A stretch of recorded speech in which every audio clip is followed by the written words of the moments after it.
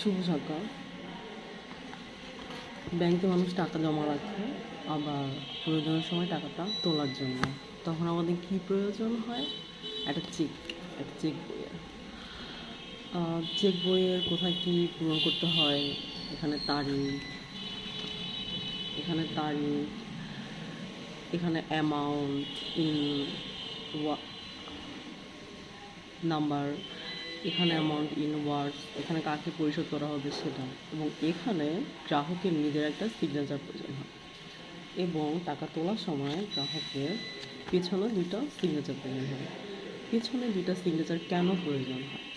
প্রথম সাইনটা হচ্ছে যে গ্রাহক কাউন্টারে টাকাটা জমা দিয়েছে, চেকটা জমা দিয়েছে টাকা নেওয়ার জন্য, এবং দ্বিতীয় সাইনটা হচ্ছে টাকাটা পাওয়ার পরে তার একটা রিসিপ্ট নোট আর কি। তো ব্যাংকের কাউন্টারে ভিড় এবং সময় স্বল্পতার কারণে একসাথেই দুইটা সাইন নিয়ে তারপরে কাউন্টার চেকটা জমা দেওয়া হয়। ধন্যবাদ।